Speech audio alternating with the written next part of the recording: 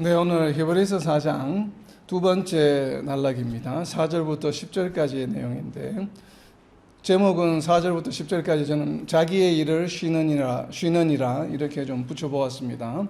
우리가 지난주에 살펴본 것처럼 지난주 1절부터 3절까지는 안식에 관한 개념을 좀 살펴보았습니다.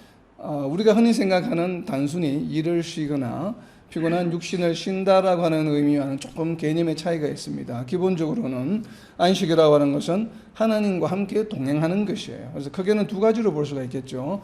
우리가 영원한 안식, 예수님이 재림하실 때 하나님과 함께 하는 것, 그것이 바로 이제 영원한 안식이 될 테고, 그리고 또 다른 측면에서의 안식은 오늘날 우리가 이 땅에서 누리게 되는 예수님을 믿음으로 인해서 얻게 되는 안식, 그것이 과연 어떠한 것인가? 하나님과 함께 동행하는 것, 하나님과 함께 동행한다는 삶의 모습은 어떤 것인가? 라고 하는 것이 바로 안식의 기본적인 개념이에요. 그래서 오늘은 지난주에 했던 것을 그 안식에 대한 개념을 좀 바탕으로 좀 수월하게 좀 4절부터 10절까지를 살펴보려고 합니다. 오늘은 특별히 4절부터 10절까지는 대명사가 많이 나옵니다. 그래서 이 대명사들이 과연 무엇을 의미하는지를 이 성경책에다 좀 잘 기록해 보기 바랍니다. 우선 히브리서 4장 4절입니다. 제7일에 관하여는 어딘가에 이렇게 일렀으되 하나님은 제7일에 그의 모든 일을 쉬셨다 하였으며. 아멘. 자, 여기에서 어딘가는 어디를 의미할까요? 어딘가는 이렇게 일렀으되, 그러니까 어딘가에 지금 무언가가 기록이 되어 있다는 내용이죠. 그래서 어딘가에 이렇게 일렀소되 하는데, 바로 이렇게라고 하는 것은 또 대명사죠. 이렇게는 바로 뒤에 나와 있는 내용이죠. 일렀소되 다음에 나와 있는 내용. 하나님은 제7일에 그의 모든 일을 쉬셨다 하였으며, 바로 이 내용이 이렇게예요. 그래서 이렇게다 동그라미를 쳐서 뒤에다가 표시를 해놓으세요. 그러니까 일렀소되 뒤에 나오는 내용이 이렇게예요. 그럼 어딘가에서, 성경 어딘가에 하나님은 제7일에 그의 모든 일을 쉬셨다 하였으며, 그러니까 쉬셨다라고 하는 내용이 성경 어딘가에 기록이 되어 있다는 것이에요. 이 성경이 어디에 기록이 되어 있냐면 창세기 2장 3절입니다. 그래서 어딘가에다가 창세기 2장 3절이라고 적어 놓으세요. 창세기 2장 3절입니다. 하나님이 그 일곱째 날을 복되게 하사 거룩하게 하셨으니 이는 하나님이 그 창조하시며 만드시던 모든 일을 마치시고 그날에 안식하셨음이니라. 아멘. 바로 창조 사역을 마치시고 안식하셨다는 내용을 히브리서 4장 4절에서 그대로 인용하고 있습니다. 그래서 하나님은 제7일에 그의 모든 일을 쉬셨다 하셨습니다. 여기에서 말하는 그의 또 대명사가 나왔죠. 그라고 하는 하나님의 모든 일을 쉬셨다 하는데, 여기서의 모든 일은 무슨 일입니까?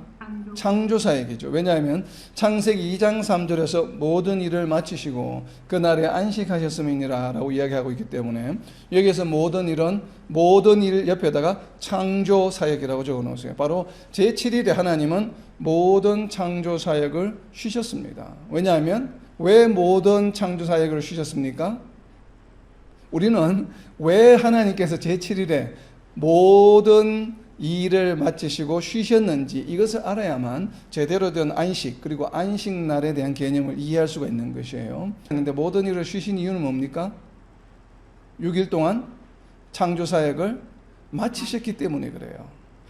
창조사역을 덜 마치시고 일이 남아 있었다고 한다면 7일째에 쉬셨겠습니까? 쉬시지 않으셨겠습니까? 안 쉬셨겠죠. 그럼 7일째 또 창조를 하시고 8일째 쉬셨겠죠. 우리가 안식일의 개념을 제대로 이해해야 되는 이유입니다. 바로 하나님께서 제7일째 쉬신 것은 6일 동안 창조하시면서 피곤하셔서 쉬신 게 아니에요. 뭐 때문에 쉬셨습니까? 모든 일을 마치셨기 때문에 쉬신 것입니다. 그러니까 창조 사역을 마치신 것이에요. 하나님께서 이 땅을 창조하시려고 하셨던 그 계획이 완수되었기 때문에 쉬신 것입니다. 이것이 바로 모든 일을 쉬셨다라고 하는 의미예요. 그렇기 때문에 하나님께서는 다시 8일째 창조사역의 일을 하시지 않으셨습니다. 7일째만 쉬신 것이 아니라 7일째 이후로 계속 쉬셨습니다. 그러니까 영원한 안식을 의미하죠. 그래서 여기서 말하는 안식이라고 하는 것은 우리의 개념으로 일을 하고 안 하고의 개념이 아니에요. 하나님께서 이 땅에서 하시고자 하셨던 모든 일을 이제는 완성하셨기 때문에 이제 지금부터는 무엇인가 하면 하나님 나라가 시작된다라고 하는 의미예요. 그래서 하나님과 함께 동행한다라고 하는 의미예요. 이것이 바로 쉬셨다라고 하는 의미입니다. 자, 이러한 의미를 우리가 좀 잘 이해하시는 게 좋아요. 자, 그리고 이어지는 5절입니다. 5절에도 대명사가 나오는데 각 대명사가 무엇을 의미하는지 한번 표시를 해보시기 바랍니다. 히브리서 4장 5절입니다. 또다시 거기에 그들이 내 안식에 들어오지 못하리라 하였으니, 또다시 거기에라고 할 때 또다시 거기는 어디를 의미할까요? 기본적으로는 궁극적으로는 시편 95편을 의미하는데, 왜냐하면 뒤에 나오는 내용이 시편 95편에 관한 내용이기 때문에. 그래서 여기에 또다시 거기에 그들이 내 안식에 들어오지 못하리라 해서, 여기에서 그들은 누구입니까? 그들이 가리키는 내용은 바로 히브리서 3장 17절부터 19절까지의 내용이죠. 그래서 그들이 옆에다가 히브리서 3장 17절 19절 적어 놓으세요. 세 종류의 사람들입니다. 불순종하는 자들, 죄를 지은 자들, 바로 그러한 자들이죠. 그래서 안식에 들어오지 못하는 자들 세 그룹을 말합니다. 그것이 바로 5절에 있는 그들입니다. 그들이 내 안식에, 여기서 내 안식은 내는 누구입니까? 바로 여호와 하나님이죠. 하나님 안식에 들어오지 못하리라.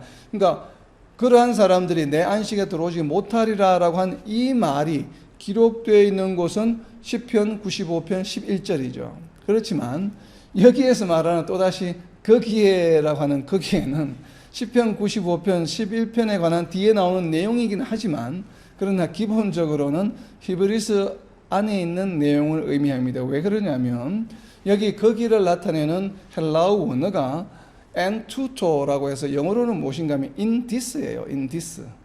this라고 하는, 그러니까 this that 할 때 이것저것 하는, 저기 인칭 대명사가 아니고 지시 대명사예요. 무언가를 지시할 때 쓰는 대명사입니다. 그래서 특별히 이제 지시 대명사 두 종류가 있죠. 이것 하는 this, 그리고 저것 하는 멀리 있는 것을 나타내는 that이라고 하는 명사가 있는데, 특별히 여기에 있는 투토라고 하는 것은 this에 해당하는 바로 가까운 데 있는 것을 가르치는 지시 대명사예요. 그렇기 때문에 여기에 이 영어 성경을 보시면, 영어 성경을 갖고 계시는 분이 보시면 NIV 성경에는 in the passage above, in the passage above라고 되어 있어요. above라고 되어 있죠. above라고 되어 있기 때문에 above는 히브리서 안에서 바로 위에, 바로 앞에 나왔던 문장을 이야기합니다. 그러나 또 NIV 성경이 아니고, NIV 성경은 원어를 의역을 한 성경이에요. 그런데 의역을 한 성경이 아니고 헬라어를 워드 투 워드로 바로 직역을 한 성경의 대표적인 영어 성경이 바로 ESV입니다.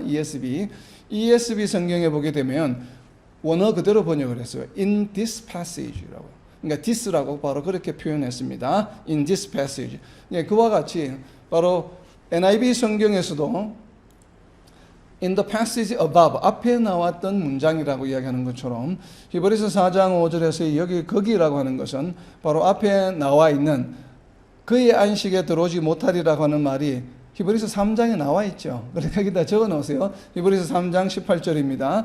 히브리서 3장 18절, 그리고 또 히브리서 3장 18절 앞에 나와 있는 내용은 11절에도 나와 있습니다. 히브리서 3장 11절에도 보면 그들은 내 안식에 들어오지 못하리라. 계속 반복해서 나오고 있죠. 지금 18절에도 보면 누구에게 맹세하사 그의 안식에 들어오지 못하리라 하셨느냐. 이런 것처럼 벌써 above, 앞에 나와 있는 문장에서는 두 번이나 나오고 있습니다. 3장 11절과 18절. 3장 11절과 18절, 이 말씀은 궁극적으로는 시편 95편 11절을 인용한 말씀이 되겠죠. 자, 이렇게 이제 해석을 합니다. 자, 그러면 마지막에 나와 있는 내 안식에 들어오지 못한다라고 하는 말, 여기에서 내 안식은 무엇을 의미할까요? 네, 하나님 나라, 그리고 기본적으로는 내 안식에 들어오지 못하라. 지금 우리가 히브리 기자가 우리가 이제 유추하면 하나님 나라, 우리가 궁극적으로는 그 메타폴릭하게 비유적으로 표현하는 것은 하나님 나라이지만, 우선은 문자적으로 리터러리하게 우선 히브리 기자가 인용하고 있는 것은 기본적으로 시편 95편과 창세기 2장을 인용을 하고 있는 겁니다. 왜냐하면 제7일에 안식했다고 하는 것은 창세기 2장에 나와 있는 내용이고, 그리고 노하였다든지 내 안식에 들어오지 못한다든지 이런 내용들은 바로 다윗이 쓴 시편 95편에 나와 있는 내용들이에요. 그래서 이 창세기 2장과 시편 95편에 있는 내용을 우선은 레퍼런스를 해서 인용을 해서 설명하고 있는 것이기 때문에 우선 그러한 관점에서 내 안식은 무엇을 의미하는가 하면 창세기 2장 2절과 연계하면 결국 제7일 날 쉬게 된 바로 하나님 나라, 우리가 이제 유추하면 하나님 나라죠. 영원한 하나님 나라, 영원한 안식, 바로 이런 것을 의미하지만 또 시편 95편을 인용하게 되면 시편 95편에 기록되어 있는 내 안식에 들어간다고 하는 것은 기본적으로 무엇인가 하면 가나안 땅에 들어가는 것이에요. 지금 시편 95편이 불순종함으로 가나안 땅에 들어가지 못했던 그에 대한 이야기를 지금 다윗이 이야기하면서 오늘날 과거에 너희가 출애굽했을 때 너희 조상들이 불순종해서 가나안 땅에 들어가지 못한 것처럼 하지 말고 오늘, 그러니까 다윗이 시를 지을 때요, 오늘 이 순간부터 앞으로 하나님의 말씀을 듣게 되면 너희 조상처럼 마음을 완악하게 하지 말라라고 하는 내용이 바로 시편 95편의 내용이에요. 그러다 보니까 여기에서 말하는 안식이라고 하는 것은 가나안 땅을 의미하기도 합니다. 결국 약속의 땅이죠. 그것을 이제 비유로 우리가 설명하게 되면 하나님 나라가 될 테고, 또 창세기 제7일로 하게 되면 우리는 영원한 안식의 나라, 그리고 또 다르게 또 우리가 오늘날에 적용하게 되면 예수님을 믿음으로 우리가 얻게 되는, 우리가 누릴 수 있게 되는 바로 안식이 되겠죠. 바로 이렇게 여러 가지로 다방면으로 해석을 해볼 수가 있습니다. 특히 이제 조지 구트리에라고 하는 신학자는 방금 제가 말씀드린 것처럼 시편 95편과 창세기 2장을 아마 유대인들 랍비가 구약을 해석하는 어떤 방법이 있나 봐요. 테크니컬하게. 바로 그러한 랍비적 유추에 의해서 서로 창세기 2장과 시편 95편은 서로 연결이 된다라고 이렇게 해석을 했습니다. 저도 상당히 그 부분에 공감이 갑니다. 왜냐하면 가나안 땅이 약속의 땅이요, 또 제7일 안식이 일이 바로 하나님과 함께 동행하는 하나님 나라를 의미한다라고 저희들은 해석하기 때문에 이분의 해석에 좀 동의가 됩니다. 자, 그래서 여기에서 내 안식이 바로 의미하는 것은 하나님 나라, 그리고 또 우리가 예수님을 믿음으로 인해서 얻어지는 안식. 저는 가능하면 오늘날 우리에게 좀 많이 적용할 수 있는 그런 부분에서 좀 해석을 했으면 좋겠습니다. 왜 이렇게 말씀을 드리냐면 일부는 아니지만 상당히 많은 우리 장로교적 신학자들이 해석하는 것은 여기에서 지금 말하는 안식과, 우리는 영원한 안식을 자꾸 생각하잖아요. 안식하면. 그래서 영원한 안식은 우리가 흔히 생각하기를 천국, 예수님이 재림하실 때 천국이 임했을 때 우리가 하나님과 함께하는 것이 바로 영원한 안식이다라고 상당 부분의 성도들 그렇게 생각합니다. 저도 그렇게 생각을 하고 있고, 그런데 어떤 일부 학자들은 이렇게 얻어지는 안식과 천국의 영원히 하나님과 함께하는 구원 사역과는 구별되어야 한다라고 주장하는 많은 학자들이 있습니다. 그래서 안식을 어떻게 해석을 하냐면 안식 이퀄 천국, 안식 이퀄 구원으로 생각하지 않아요. 그러니까 안식은 구원과 별개의 것이다라고 해석하는 주류 신학자들이 많이 있습니다. 거기에도 일면 저는 동의가 됩니다. 왜 그렇게 해석을 하냐면 안식이 구원이 아니라 안식은 무엇인가 하면 하나님을 믿음으로, 그리고 예수님을 믿음으로 인해서 순종함으로 인해서 얻어지는 상급으로 해석을 합니다. 그러니까 안식을 구원이라고 이야기하지 않고 안식은 우리에게 주어지는 상급이에요. 하나님께서 우리에게 주시는 선물과 같은 것이죠. 그 선물인데 그 선물을 주신 이유는 무엇인가 하면 우리가 순종을 잘했기 때문에, 예수님을 믿었기 때문에 주는, 그러니까 다르게 표현하면 예수님을 믿음으로, 하나님을 믿음으로 성도들에게 주어진 특권이자 하나님이 주신 선물이 바로 안식이다라고 이렇게 해석을 합니다. 상당히 공감이 가는 해석이기도 합니다. 그 해석이. 그렇기 때문에 우리가 이 안식을, 이 땅에서의 누리는 안식은 저는 그러한 안식이라고 생각을 합니다. 그분들의 해석과 같이. 그러나 예수님이 다시 오실 때, 재림하실 때 얻어지는 안식은 안식과 구원이라고 하는 것을 구별하는 것은 좀 어렵지 않겠나는 생각이 듭니다. 저는 개인적으로. 물론 우리가 상급이라고 하는 의미로 해석을 할 수도 있겠지만, 왜냐하면 구원이라고 하는 것은 조금 더 추상적인 개념이고 어떤 개념적인 어떤 개념이고, 안식은 실제로 우리가 생활 속에서 누리게 되는 그러한 것으로 생각을 해서 성도들이 궁극적으로 종국의 종말론적으로 마지막에 받게 되는 상급의 일종으로 상급으로서 이렇게 분류해서 아마 해석하시는 경향들이 있는 것 같아요. 일면 뭐 이해는 되기는 됩니다. 그러나 어찌되었든 좀 그러한 논쟁들이 주장들이 있기 때문에 제가 안식을 구원으로 바로 이렇게 1대1로 매칭해서 이퀄로 동일하게 해석하지는 않습니다. 어쨌든 좀 안식을 여러 가지 형태로 지금 해석을 해보고 있는 겁니다. 자, 그리고 이어지는 6절입니다. 4장 6절입니다. 자, 여기에도 대명사들이 나옵니다. 그래서 여기 나오는 대명사들도 무엇을 의미하는지 한번 표시를 해보시기 바랍니다. 히브리서 4장 6절입니다. 그러면 거기에 들어갈 자들이 남아있거니와 복음 전함을 먼저 받은 자들은 순종하지 아니함으로 말미암아 들어가지 못하였으므로. 아멘. 자, 여기에서 말한 처음에 나와 있는 거기에 들어갈 자들 할 때 거기는 어디를 말할까요? 거기는 어디입니까? 바로 앞에 나와 있는 하나님의 안식이죠. 여기에 나와 있는 거기는 앞에 나왔던 거기하고 대명사이긴 하지만 대명사의 종류가 헬라어 원어가 다릅니다. 앞에 나왔던 거기는 지시대명사였고 여기에 나와 있는 6절에 나와 있는 그러면 거기에 할 때 거기는 지시대명사가 아닌 인칭대명사예요. 그러니까 헬라어의 인칭대명사는 무엇이에요? 사람을 지적하는 거죠. she, he, 그녀, 그. 그리고 또 she, he 말고 또 중성으로 무엇이냐면 it라고 하는 게 있죠. 영어의 it, 그것. 바로 여기에서는 그것을 말합니다. it를 의미하는 인칭대명사를 사용하고 있습니다. 그래서 바로 앞에 나왔던 하나님의 안식이에요. 그래서 하나님의 안식에 들어갈 자들이 남아있거니와 자, 하나님의 안식에 들어갈 자들이 아직 남아있습니다. 근데 남아있거니와 복음 전함을 먼저 받은 자들은 자, 복음 여기에 하나님 나라의 안식에 하나님의 안식에 들어갈 자들이 남아있거니와 할 때 이 남아있는 자들은 복음을 전하여 들은 자들입니까? 듣지 않은 자들입니까? 들은 자들이죠. 왜냐 뒤에 나와 있는 내용을 보면 복음 전함을 먼저 받은 자들은 순종하지 아니함으로 말미암아 들어가지 못하였으므로. 그러니까 아직 들어갈 자들이 남아 있는데 그 들어갈 자들이 남아 있는 자들 중에는 복음을 듣지 못한 자들도 있을 테고 복음을 들었는데도 불구하고 무엇 때문에 아직 들어가지 못했다고 이야기합니까? 순종하지 아니함으로 들어가지 못했다라고 하는 것이에요. 자, 여기에서 중요한 것은 순종하지 아니함으로 들어가지 못한 이유는 무엇입니까? 순종하지 아니함으로 들어가지 못했다.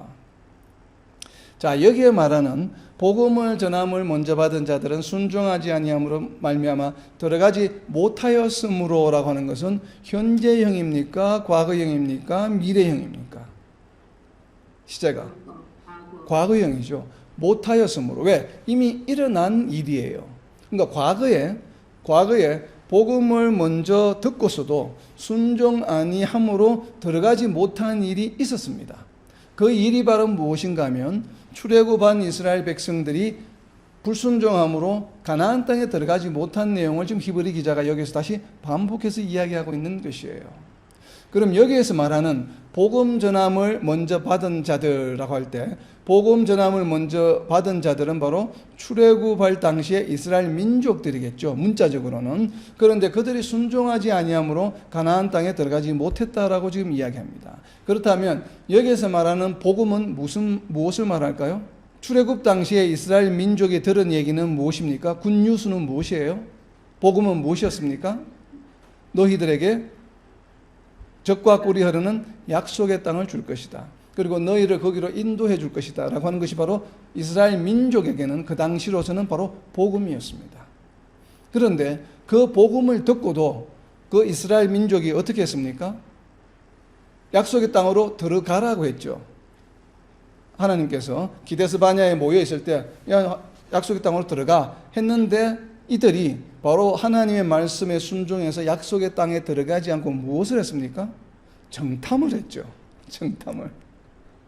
자, 하나님의 입장에서 400년 동안 핍박받던 이스라엘 민족을 애굽으로부터 홍해를 가르는 기적, 또 출애굽할 당시에 10가지의 기적을 보여주면서 지금 가데스 바냐, 바로 가나안 땅 바로 밑이에요. 거기에서 이제 언덕으로 올라가기만 하면 가나안 땅이에요. 거기에 다 모였습니다, 사람들이. 그럼 거기에서 하나님께서 들어가, 그러면 들어가면 되죠. 들어가면 되는데 정탐을 했습니다.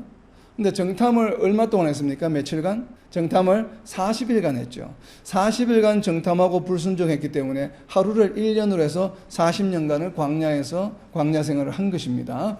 자, 그런데 정탐을 하고 와서도 그냥 들어가면 될 것을 들어가지 못하고 도저히 전쟁에서 이길 것 같지 않아서 들어가지 않았습니다. 바로 이것이 이제 불순종한 내용인데, 그렇다면 이스라엘 민족이 가데스 바냐에서 가나안 땅을 정탐하고 그렇게 하고 있을 때에 그들은 하나님을 믿는 자들이었습니까? 하나님을 믿지 않고 있는 자들이었습니까? 여호와가 하나님이심을 믿는 자들이었죠. 여호와가 하나님이심을 믿는 자들인데도 불구하고 무엇 때문에 약속의 땅으로 들어가지 못했습니까? 하나님이 하신 말씀에 순종하지 않았기 때문에 들어가지 못했다고 하는 것이에요. 이것이 오늘날 우리에게 주는 메시지가 상당히 큽니다. 자, 우리는 예수님을 믿습니다. 하나님을 믿습니다. 자, 그러면 우리는 예수님을 믿음으로 우리는 구원을 받았죠. 구원받은 것은 분명합니다. 그러나 구원을 받고서도 많은 성도들이 하나님의 안식을 즐기지 못하고 하나님의 안식을 누리지 못하는 삶을 살아가는 경우가 너무나도 많습니다. 자, 이렇기 때문에 아까 제가 말씀드린 것처럼 많은 학자들이 구원과 안식을 구별해서 이야기하는 것이에요. 그래서 구원은 우리의 영생과 연관된 것이고, 안식은 우리가 하나님을 믿음으로, 예수님을 믿음으로 순종함으로 얻게 되는 상급이다라고 이야기하는 것입니다. 바로 이러한 관점 때문에, 자, 우리가 예수님을 믿음으로 구원받은 것은 분명해요. 이스라엘 민족이 여호와가 하나님이심을 믿었던 것도 분명합니다. 그런데 약속의 땅, 가나안 땅, 젖과 꿀이 흐르는 땅에 들어갈 수 없었던 것은 말씀에 불순종했기 때문에 그래요. 우리가 예수님을 믿고 하나님을 믿는 것도 분명하지만, 그러나 예수님을 믿는 믿음을 가졌고 성도라고 하면서 옛사람의 모습을 버리고 새사람으로 거듭났음에도 불구하고 하나님이 허락해 주신, 예수님이 허락해 주신 선물로 주신 안식을 누리지 못하는 삶을 살아가고 있다는 것이에요. 그런 경우가 많이 있다고 하는 것입니다. 그런데 그렇게 안식하는 삶을 주신 그 상급을 누리지 못하고 살아가는 이유는 바로 무엇일까요? 뭐 때문에 그렇습니까? 뭐 때문에 그렇다고 지금 히브리 기자가 이야기합니까? 말씀에 순종하지 않기 때문에 그렇다는 것이에요. 이것이 우리가 구원받았다는 사실과 안식을 누리며 살아간다고 하는 것은 완전히 다른 내용이에요. 그래서 우리는 구원받은 것으로 끝나서는 안 됩니다. 구원받은 것은 우리의 정체성이 바뀐 것이죠. 죄인에서 의인으로 정체성이 바뀌었지만, 그렇다면 죄인 되었을 때의 삶과 의인의 삶의 가장 큰 차이는 무엇인가 하면 안식을 누리며 살아가느냐, 안식을 누리지 못하며 살아가느냐의 차이예요. 그래서 이 안식은 세상적인 평안함이 아니에요. 걱정, 근심거리가 없는 그런 안식이 아니라 이 말이에요. 무엇입니까? 하나님과 함께 동행하는 삶이에요. 이것이 바로 안식의 기본적인 개념이에요. 우리가 이것을 강조해야 되는데, 우리가 너무 주일 성수를 강조하는 형식적인 것을 너무 강조하다 보니까 이것을 좀 간과하는 경우가 있게 된 것입니다. 그래서 여기서 말하는 지금 순종하지 아니함으로 들어가지 못하는 이유는 바로 무엇인가 하면 말씀에 순종하지 않기 때문에 그랬다는 것이에요. 그렇다면 왜 순종하지 아니함으로 우리는 안식을 누리지 못합니까? 그리고 왜 궁극적으로는 결국 가나안 땅이 하나님 나라죠. 궁극적으로는 하나님 나라에 들어가지 못한다라고 하는, 좀 어떻게 보면 좀 얼티밋한, 좀 극단적인 표현으로까지 갈 수 있습니다. 잘못하면 우리가 순종하지 못하면 하나님 나라에 들어갈 수 없다라고도 해석할 수 있는 여지가 생겨나는 게 왜 그런가 하면 로마서 6장 때문에 그렇습니다.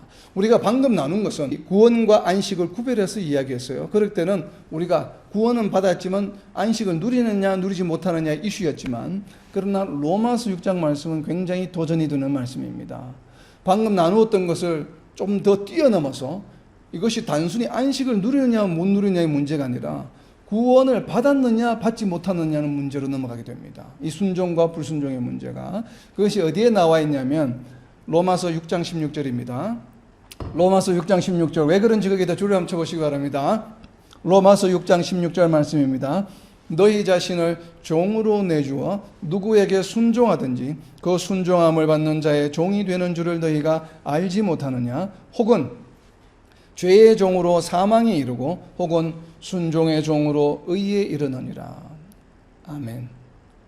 자, 그리고 더 놀라운 것은 이게 순종의 종으로 어디에 이른다고 이야기합니까? 의에 이른다라고 하는 것이에요. 근데 이 의가 단순히 우리가 그냥 우리가 참 순종함으로 의롭게 의로운 삶을 살아간다, 성화의 삶을 살아간다, 이러한 단순한 개념이 아니에요. 이어지는 로마서 6장 뒷부분을 보게 되면 더 심각해집니다. 왜 이 이야기를 순종의 종으로 의에 이른다고 표현하고 있냐면 세 절을 뛰어넘습니다. 19절을 보세요. 6장 19절에 이 순종의 종으로 의에 이르고 의의 종으로 무엇에 이른다고 되어 있습니까? 의의 종으로 무엇에 이릅니까? 19절에 거룩함에 이른다고 되어 있죠. 그리고 또 22절인가요? 22절로 한번 가보세요. 22절. 거기에 보면 뭐라고 되어 있습니까? 거룩함으로 영원한 영생을 얻는다고 되어 있죠. 이 거룩으로. 결국은 순종의 종으로 의에 이르고 의의 종으로 거룩하게 되고 이 거룩함이 결국 우리를 어디로 인도한다고요? 영생으로 인도한다는 것이에요. 결국은 영생이 무엇입니까? 구원이잖아요. 우리가 영생을 누린다고 하는 것은 구원받았다는 개념이죠. 바로. 그런데 그것이 처음 시작이 무엇으로 시작이 되었습니까? 지금 로마서 6장에 보면 16절에 순종이에요.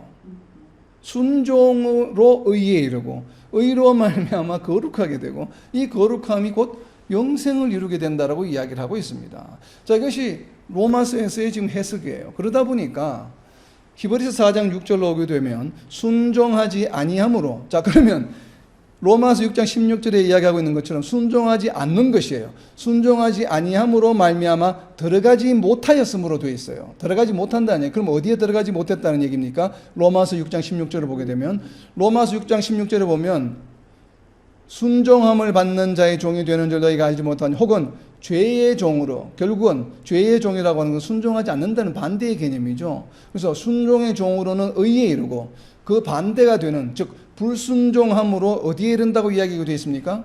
사망에 이르고 되어 있습니다. 이 사망이 바로 무엇인가 하면 구원받지 못한다는 것이에요. 로마서에서는 불못에 던져지는 사망을 말합니다. 결국은 바울 사도는 로마서에서 순종하지 아니하는 자들은 결국 구원받지 못한다라고 이야기하고 있습니다. 왜 이렇게 바울 사도가 이야기하고 있냐면 바울 사도는 순종을 믿음과 분리해서 생각하지 않습니다. 많은 신학자들이 바울 신앙과 로마서에 나타나는 바울 신앙과 그리고 야고보서에 나타나는 야고보의 신앙이 다르다고 많이 해석을 합니다. 저는 전혀 동의하지 않습니다. 왜 그러냐면 방금 로마서 6장 내용 때문에 그렇습니다. 야고보의 신앙과 이 구원 관점, 구원론에 대한 관점과 바울 사도의 구원론의 관점은 동일합니다. 왜냐하면 바울 사도도 이야기하고 있잖아요. 순종하지 않으면 영생이 이룰 수가 없습니다. 순종해야만 의에 이르고 의의 종이 되어야만 거룩하게 되고 거룩해야만 영생이 되기 때문에 결국 순종으로 시작하지 않으면 영생이 이룰 수 없는 게 바울이 가지고 있는 구원관이에요. 이 로마서 6장이 무엇인가 하면 우리가 말하는 구원론에 관한 이야기입니다. 우리가 구원의 7단계 혹은 어떻게 5단계 이렇게 많이 하잖아요. 칭의다, 거듭났다, 이런 그 내용이 바로 로마서 6장에 나오는 내용들입니다. 이것을 그냥 신학적 용어로 바꿔 놓은 것이에요. 그래서 칭의다, 거듭났다, 이런 의롭게 되었다, 바로 이런, 그러니까 6장 16절 내용이 바로 칭의에 관한 내용이에요. 칭의가 어떻게 되었냐, 어떻게 의롭게 되냐면 순종함으로 의롭게 되는 것이에요. 그래서 바울 사도는 이 순종이라고 하는 것을 믿음과 분리하지 않고 순종과 믿음을 하나로 보고 있습니다. 그것을 알 수 있는 성경 구절이 어디에 나와 있냐면 로마서 앞으로 넘기셔서 1장 5절입니다. 1장 5절에 보면 바울 사도가 왜 그렇게 20년 동안 열심히 자신을 버려가면서 선교 사역을 했는지 그 이유를 설명하고 있습니다. 명확하게. 바로 이것이 바울이 선교한 이유입니다. 그렇기 때문에 바울의 신앙관 그리고 선교관에서 가장 중요한 말씀이기도 합니다. 어떻게 보면 왜냐하면 그 목적이기 때문에. 로마서 1장 5절입니다. 그로 말미암아 우리는 누구입니까? 바울을 포함한 함께 있는 지금 리더들이죠. 은혜와 사도의 직분을 받아, 내가 지금 사도의 직분을 받아 이렇게 선교를 하는 이유는 바로 무엇인가 하면 그의 이름을 위하여, 예수님의 이름을 위하여 모든 이방인 중에서, 믿지 않는 자들 중에서 믿어 못하게 하기 위해서 순종하게 하나니. 바울 사도가 선교하는 목적이 바로 무엇인가 하면 믿어 순종하게 하는 것이에요. 단순히 예수님이 메시아다라고 하는 것을 믿게 하는 것이 바울 사도의 선교의 목적이 아니에요. 근데 우리는 많은 선교사님들이나 교회 지도자들이 이것만을 하려고 하고 있습니다. 예수 천국, 불신 지옥. 그래서 예수님을 무조건 믿어. 교회에 나오면 돼. 구원받아. 이것만을 강조하고 있어요. 믿음만을 강조하고 있습니다. 물론 로마서 10장 10절 말씀에 마음으로 믿어 입으로 시인할 때 우리는 구원을 받습니다. 그러나 그것은 우리가 어떻게 믿게 되고 또 믿어 의롭게 되는가를 설명하기 위한 것이지, 단순히 입으로 시인하고 믿는 거 말로만 하고 그 다음에 아무 행동도 하지 않고 옛날에 믿지 않을 때의 삶과 동일한 삶을 살아간다고 한다면 과연 우리가 구원이 있다고 할 수 있을까요? 우리는 우리 자신에게 되물어 보아야 합니다. 바울이 이야기하는 기본적인 복음을 전가하는 것은 무엇인가 하면 예수님을 믿어, 이것이 아니에요.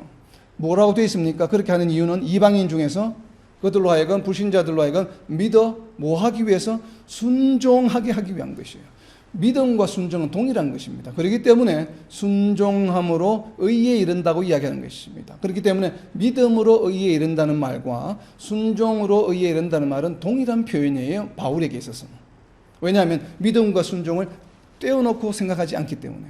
이야기는 무엇인가 하면 굉장히 강력한 메시지예요. 사실은 바울은 믿음이 있다고 한다면 예외 없이 모두가 다 순종해야 된다 하는 것이에요. 왜? 믿음과 순종은 동일한 것이기 때문에. 그래서 믿음에 의해 이른다고 하고 믿음으로 의해 이른다고 하기도 하고 순종으로 의해 이른다고도 하는 것입니다. 이것이 바로 야고보서와 똑같잖아요. 행함이 없는 믿음은 죽은 믿음이라고 하는 것이에요. 그렇게 해서. 그러니까 야고보는 바로 이 로마서를 풀어서 해석해서 설명했다고 볼 수 있겠죠. 물론 야고보서가 먼저 기록된 말씀으로 저희들은 보여집니다. 신학사적으로 먼저 기록이 되어 있지만, 그러나 그 야고보가 이야기한 내용과 지금 바울 사도가 이야기하고 있는 내용이 동일한 내용이에요. 믿어 순종하게 하는 것. 바로 이것이 밑바탕이 된다고 한다면 히브리서 4장 6절의 해석은 조금 달라질 수 있습니다. 방금 우리가 첫 해석은 무엇이었습니까? 예수님을 믿음으로 얻을 수 있는 안식에 들어갈 수 없다라고 하는 해석 하나와, 두 번째 해석은 무엇인가 하면 순종하지 못함으로 하나님 나라에 들어갈 수 없다는 것이에요. 영생에 들어갈 수 없다는 것이에요. 자, 조금 더 강력한 해석입니다. 이렇게 두 가지 해석으로 저는 가능하다고 보여집니다. 저는 개인적으로 두 가지 해석에 다 공감이 갑니다. 어떤 분들은 첫 번째 해석만 주장을 하고 아니야 그냥 믿기만 하면 가 뭐 이렇게 해석하기도 하겠지만, 우리 장로교 신앙은 그렇지만, 그러나 어찌되었든 로마서 6장의 말씀과 1장 5절 로마서 말씀을 고려한다라고 한다면 순종하지 아니함으로 하나님 나라 영원한 안식에 들어가지 못할 경우도 우리가 완전히 배제할 수는 없을 것 같습니다. 자, 그렇게 4장 6절 해석합니다. 자, 이어지는 4장 7절입니다.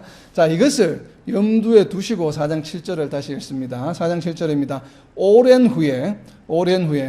오랜 후라고 하는 것은 바로 이렇게 바로 가나안 땅에 들어가지 못했던 일이 발생한 그 이후로부터 오랜 이후겠죠. 오랜 후에 다윗의 글에 다시 어느 날을 정하여 오늘이라고 미리 이같이 일렀으되 오늘 너희가 그의 음성을 듣거든 너희 마음을 완고하게 하지 말라 하였나니.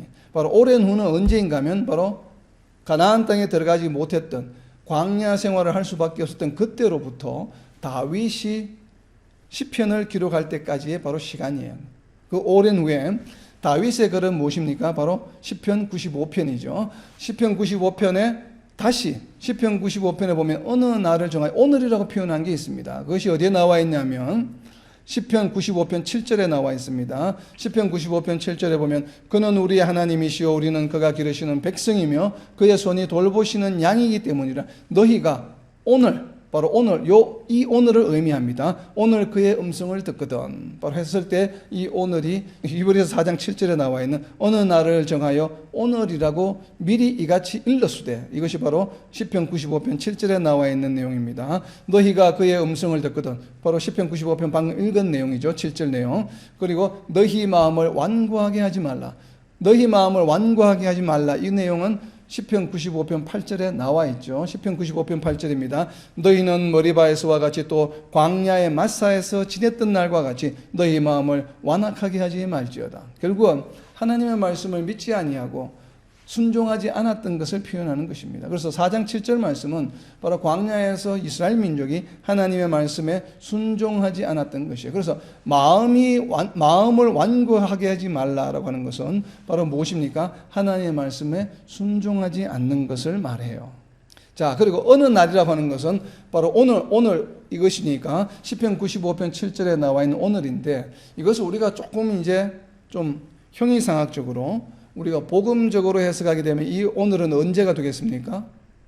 오늘은 언제가 되겠습니까? 이 히브리 기자가 지금 히브리스를 쓰고 있는 때를 기준으로 한다면 바로 오늘은 언제를 말합니까?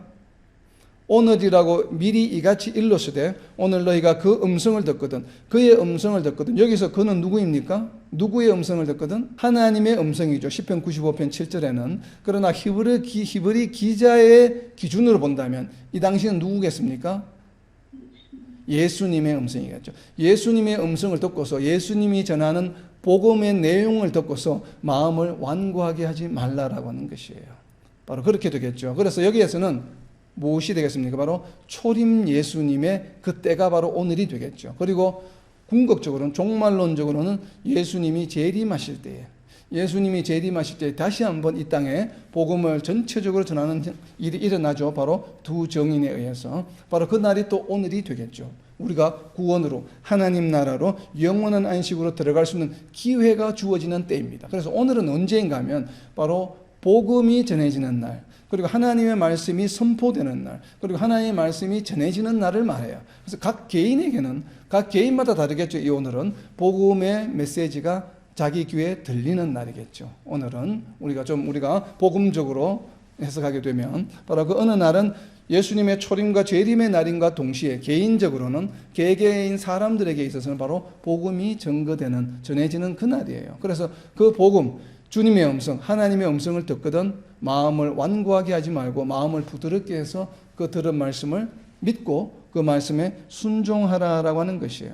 자, 이제 완고하게 하지 말라라고 하는 것이 과연 어떤 의미인지 우리가 좀 해석을 해볼 필요가 있습니다. 자, 질문합니다. 여러분들은 지금 현재 마음이 완고합니까? 완고하지 않습니까? 이게 쉽지 않은 질문이에요. 우리가 여기 계시는 분들 마찬가지 이스라엘 민족처럼, 출애굽 때 이스라엘 민족처럼 누구나 다 하나님을 믿는 사람들이에요. 다 예수님을 믿는 사람들이에요. 그런데 여기에서 완고하게 하지 말라고 하는 것은 무엇인가 하면 하나님을 믿지 않는다든지 예수님을 믿지 않는다든지 그것을 의미하는 것이 아니에요. 완고하게 하지 말라고 한 대상이 무엇이었습니까? 음성이죠, 음성. 그러니까 하나님의 음성, 예수님의 음성, 다시 말해서 무엇이에요? 말씀을 듣거든 너희가 마음을 완고하게 하지 말라라는 것이에요. 그러면 말씀을 듣고서 무엇을 해야 된다는 얘기입니까? 로마서 6장 16절에 보면 말씀을 들으면 우리는 어떻게 해야 됩니까? 의에 이르기 위해서는 순종해야 돼요. 그러니까 말씀을 듣고 그냥 나는 믿습니다. 아멘으로 끝나서는 안 된다고 하는 것이에요. 믿어 순종해야 된다는 것입니다. 말씀을 들었다고 한다면 믿는 것은 너무나 당연한 것이고, 왜냐하면 우리는 예수님을 믿는 사람들이기 때문에 말씀을 듣고 아멘하고 믿는 것은 너무나 당연한 것이에요. 근데 그것으로 끝나는 것이 아니라 무엇을 해야 된다고요? 로마서 1장 5절에 있는 것처럼 믿어 순종해야 된다고 하는 것입니다. 바로 그것이 순종하라고 하는 표현이 마음을 완고하게 하지 말라라고 하는 것이에요. 자, 우리가 정말 마음을 완고하게 하고 있는지 완고하게 하고 있지 않는지를 척도를 알려면 우리가 참조해야 될 아주 좋은 성경이 있습니다. 성경이 어디에 있냐면 마태복음에 있습니다. 마태복음 5장부터 6장까지의 내용인데 바로 산상수훈에 관한 말씀이에요. 여기 음성은 히브리서 4장 7절에서 그의 음성은 누구라고 했습니까? 예수님의 음성이죠. 그렇다면 예수님께서 이 땅에 오셔서 도대체 예수님의 입술로 직접 우리에게 하신 말씀이 무엇일까를 찾아보면 제일 좋겠죠. 그의 음성을 듣거든.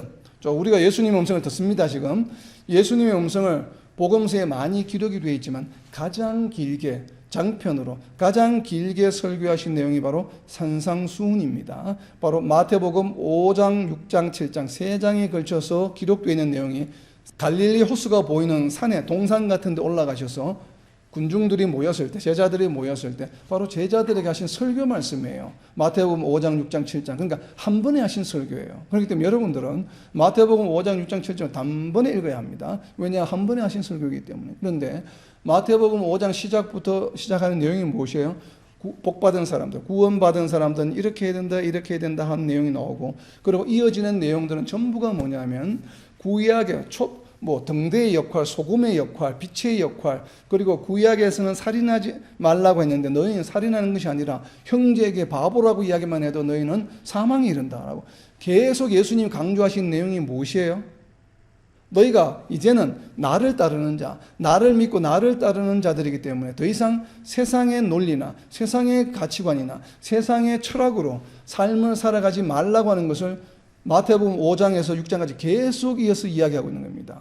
그래서 6장으로 오게 되면 또 이야기하는, 너희가 더 이상 세상에 의존하지 말라, 세상의 논리로 살아가지 말라. 그래서 우리가 무엇을 해야 된다고요? 그래서 너희가 골방에 들어가서 기도하라고 하는 것이에요. 기도하라고 하는 것이 무엇이에요? 너의 삶을 세상에 의지하지 말고 하나님께 의지하라고 하는 것이에요. 삶의 방식이 바뀌어야 됩니다. 그 이전에는 어디에 우리가 의존하고 살았습니까? 세상의 명예와 세상의 물질과 세상의 어떤 논리와 세상의 법과 이런 것에 의지해서 살아왔다고 한다면, 그러나 예수님을 믿는 그 순간부터, 성도가 된 그 순간부터는 그 삶의 방식이 완전히 기준이 바뀌어야 된다고 하는 것이에요. 무엇으로? 하나님 중심으로, 예수님 중심으로 바뀌어야 된다는 내용이, 복을 받은 자, 예수님을 믿는 자들은 이렇게 살아야 돼. 재물에 대해서 연연하지 말아야 돼. 그리고 싸움이나 이런 거 원수가 있어도 그런 거 연연하지 말아야 돼. 복을 받은 자는 이렇게 해야 돼. 복을 받은 자들은 이렇게 해야 되는 것이 마태복음 5장 처음에 나오는 내용들이에요.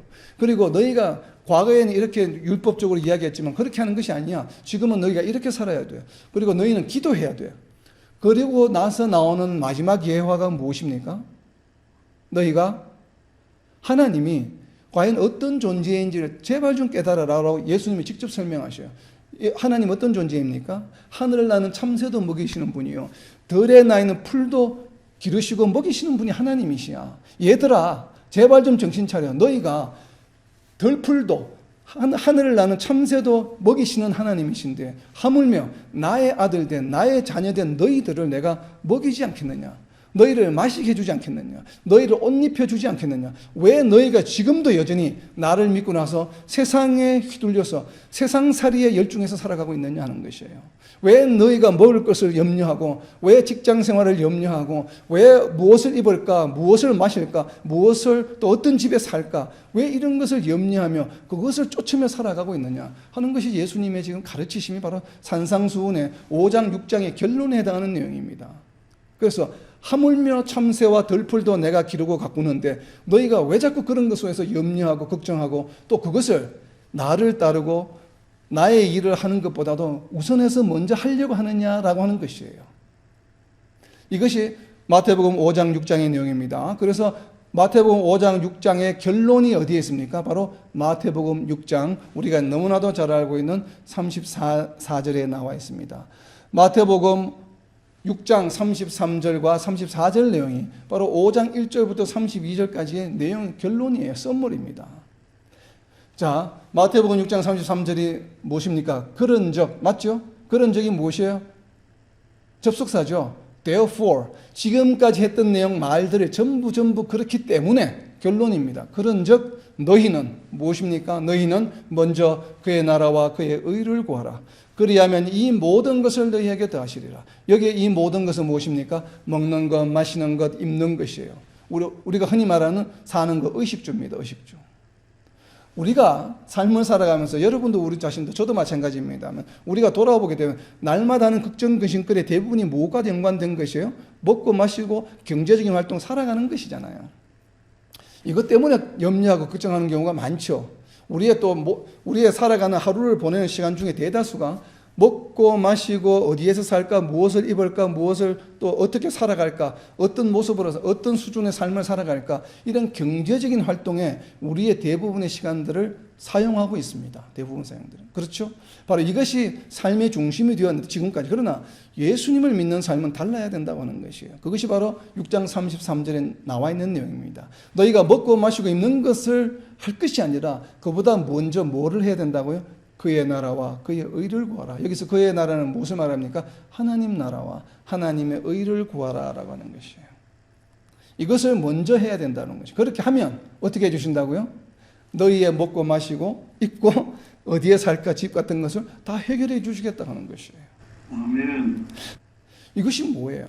하나님의 섭리예요. 너희가 먼저 그의 나라와 그의 의를 구하게 되면 그 모든 것을 더해 주시겠다고 하는 이 말씀은 누구의 음성입니까? 누구의 음성이에요? 예수님의, 지금 예수님이 하신 말씀이잖아요. 산상에서. 예수님의 음성이죠. 오늘 그의 음성을 듣거든. 이 말이 무엇이에요? 오늘 마태복음 6장 33절 여러분들이 지금 갈릴리 호숫가의 언덕에 지금 앉아서 예수님의 설교를 듣고 있다고 한번 상상을 해보세요. 이것이 바로 히브리 기자가 이야기하는 것입니다. 너희가 오늘 예수님의 음성을 듣거든 어떻게 하라고요? 마음을 완악하게 하지 말라. 마태복음 6장 33절에 예수님의 말씀을 듣거든 먼저 그의 나라와 그의 의를 구하라 말씀하셨잖아요. 이 말씀이 예수님의 음성이에요. 이 말씀 들으면 우리는 어떻게 해야 됩니까? 그 다음에 마음을 완악하게 하지 않는다라고 하는 것은 이대로 믿고 순종하는 것이 완악하게 하지 않는 것이에요. 그렇다는 얘기는 이 말씀을 들었으면 앞으로 우리의 삶은 어때야 됩니까? 먼저 하나님의 나라와 의를 구하는 것이 우리 먹고 마시고 입는 것, 일에 시간을 보내는 것보다 우선해야 된다고 하는 것이에요. 만약 이러한 삶을 살아가지 않는다고 한다면 여러분들 스스로가 여러분 자신을 평가해야 됩니다. 아, 나는 지금 완악하구나. 근데 내가 정말 이것보다도 하나님 나라와 하나님의 의를 내가 먼저 하나님의 나라와 하나님의 의와 연관된 일이 있으면 아, 그 일을 내가 지금 당장 뭔가를 경제적인 활동을 해야 되고 뭔가 해야 되는데 그 일을 제쳐놓고 그 일을 먼저 한다라고 한다면 여러분 지금 어떤 상태에 있는 거예요? 바로 마음이 완악하지 않은 상태에 있는 것이에요.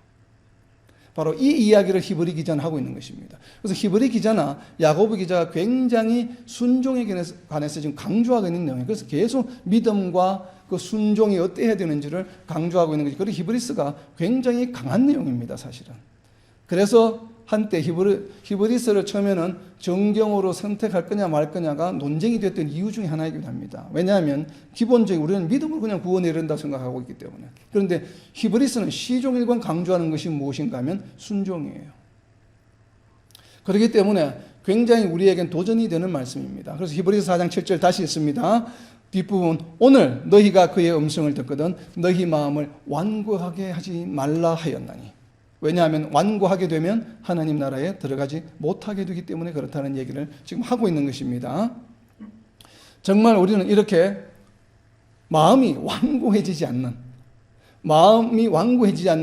완고한가 완고하지 않는 바로 예수님의 음성을 들었을 때 우리가 어떻게 반응하느냐에 있는 것이에요. 그래서 우리가 이것이 쉽지 않아요. 저도 쉽지 않습니다. 하려고 많이 노력하지만 때로는 완고할 때가 너무나도 많습니다. 그렇기 때문에 우리가 지난주에 나눈 것처럼 우리가 좀 연습이 필요하다고 그랬죠. 그래서 가능하면 뭐 매일이 안 되면 일주일에 2, 3일이라도 내가 무언가를 나는 세상에 천하 없어도 반드시 하나님 나라 의를 구할 요 한 가지만큼 내가 반드시 할 거야. 그것이 뭐 찬양 연습이 되었던 기도가 되었던 말씀 공부가 되었던 큐티가 되었던 가정 예배가 되었던 뭐가 되었든지 간에 여러분은 나름대로 하나씩 아니면 매일 나는 하루에 하나 요 시간에는 반드시 요것을 할 거야. 무엇보다도 세상의 어떤 일보다도 반드시 이걸 할 거야 라고 하는 우리는 연습과 훈련이 필요한 존재들이에요. 왜냐하면 연약한 존재들이다. 이게 하루아침에 이루어지지 않아요. 저희가 물론 하나님이 은혜 주시면 바로 할 수도 있겠지만 그러나 보편적으로는 연습과 훈련이 필요합니다. 우리가 그래서 뭐 매일 아니면 일주일에 2, 3번이라도 꼭 무언가를 정해서 특정한 하나를 정해서 반드시 세상에 내가 무슨 일이 있다 하더라도 반드시 이 일은 내가 우선해서 먼저 하겠다라고 하는 그런 연습함으로 인해서 우리가 정말 예수님의 음성을 들을 때마다 마음이 완고해지지 않는 정말 순종함으로 의에이르는 그런 삶을 살아가는 그래서 정말 이 땅에서도 안식을 누리며 살아가는 저와 여러분 그리고 이 땅의 모든 하나님의 백성들이 되시기를 예수님의 이름으로 선포합니다. 아멘.